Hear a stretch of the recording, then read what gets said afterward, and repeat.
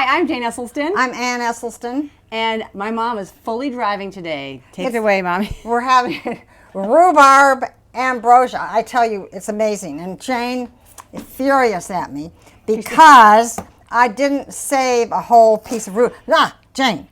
So this is rhubarb that she took out of my pan because just to save time. She was cooking it before the video started. You cut the rhubarb into little chunks, and then you put it in a dry pan, and when it begins to have a sizzle sound, you cover it and cook it about 2 minutes. It's been covered. And then you uncover it a few minutes more until all the liquid has evaporated. And so there's the rhubarb in the pan, and it's now evaporating all the moisture out of the rhubarb. The reason I stole some pieces over here because she started cooking before the video started filming. This is so incredibly delicious. I simply couldn't wait. Can I talk about rhubarb for a second? Rhubarb looks like an embarrassed celery. It's just this blushing. No, it's blushing. Okay, blushing because blushing, right? And yes, blushing celery. So she cut the strips just like this, like you would, and it's cut celery, and then she put them in the pan. Just because you jumped the gun a little bit, but I'm game. I'm with you now. Yeah, and I didn't. You kind of want to do it until the beginning. I don't want it to get too mushy. Don't want it to get too mushy. But some of these outside didn't get done. That'll be fine. Look at that. So in another pan, I am going to put maple syrup, and I'm not sure how much, but I need about 4 cups of rhubarb is really bitter, and then so it does need sweet. This is about half a cup of orange juice, but that's great. And then you need 4 cups of maple syrup. You said 4 cups when you were maple syrup. 4 cups of that. Okay, of rhubarb. And then I am going to put in some ginger. This is fresh chopped ginger. That's probably like a tablespoon. This actually is 2 teaspoons. All right. Okay. And all of this is here in this little dish, and I am now covered in maple syrup. And I love in Ireland they say you put in about a thumb of ginger, but they don't say their THs. They say you put in about a thumb of ginger.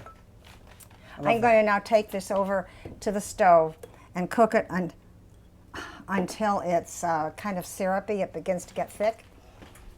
All right. What do you need it on here? Let's put it up a little bit so that it. Okay. So this is going to heat up. And while that's heating, I think we're going to do our usual jumping jacks. Yeah. Or should we do some push-ups? Balance push-ups? Can you bend your arms? Can we touch foreheads? Oh, yeah. Let's do that again. That was good. That was good. And my right arm is getting weak. You have a bruise on your head. Yeah, I hit something in the dark. A high bedstead. Okay. Look at that. Yum. Bubble, bubble, simmer, simmer. So when these bubbles go down, is it going to be thickened? It'll be thick. Oh, great. All right, let's do it. Let's just take it and mix it. Now, what do we do here? Here's this. Jane, will you put the rhubarb in here? Rhubarb in. Oh, here. This is kind of cool how squishy it is. Well, we don't want it to get too mushy, but just a little cooked. It's funny. My mouth is starting to sort of water. Oh my God. The thought of all that sour. It's the sour and the sweet that is so amazing with Ambrosia. Rhubarb. This is ambrosia. And then, Jane, will you put in a teaspoon of vanilla, please?